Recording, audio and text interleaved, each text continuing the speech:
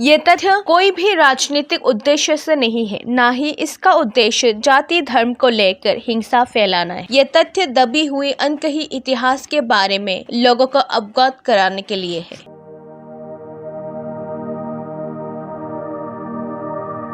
त्रिपुरा का खोया हुआ दिल दहलाने वाला इतिहास, जिसे बताने और पूछने में भी लोगों के बीच डर दिखाई देता है।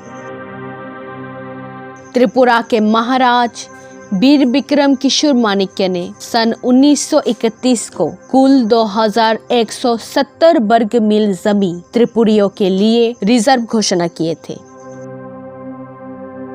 विशेष रूप से वो जमीन खास और पारित थे। महाराज के देहांत के कुछ साल बाद 14 अगस्त 1948 में तत्कालीन माता महारानी कंचन प्रभा देवी ने पूर्व पाकिस्तान के रिफ्यूजियों के पुनर्वासन के लिए 300 वर्ग मील जमीन को अनरिजर्व किया। तब विदेशी एबी चटर्जी त्रिपुरा के प्रधान प्रशासक बने बैठे थे और महारानी कंचन प्रभा देवी जी को सिर्फ नाम के रीजन बना के रखा गया था।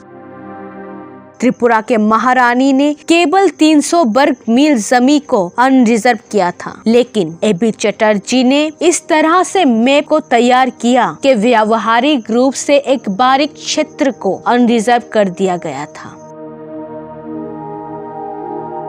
इसके खिलाफ विरोध प्रदर्शन और लोकतांत्रिक शासन की शुरुआत और एबी चटर्जी को हटाने की मांग उठी श्री अघोर देबबर्मा के नेतृत्व में त्रिपुरा राज्य गणमुक्ति परिषद के द्वारा। तब 50,000 लोग विरोध की रैली में शामिल थे।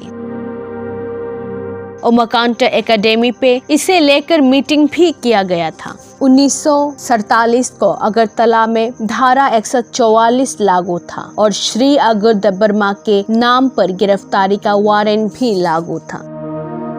जब 14 अक्टूबर 1949 को त्रिपुरा भारतीय संघ में शामिल हो गया तो राज्य में मुख्य आयुक्त यानी कि चीफ कमिश्नर का शासन शुरू हो गया था और तत्कालीन विदेशी नौकरशाहों की स्थापना भी शुरू हो गई थी। दूसरी ओर राज्य के बाहर के बंगाली स्थानीय कांग्रेस नेतृत्व के मिली भगत से त्रिपुरी लोगों को बहुसंख्यक से अल्पसंख्यक बनाने की साजिश में शामिल थे।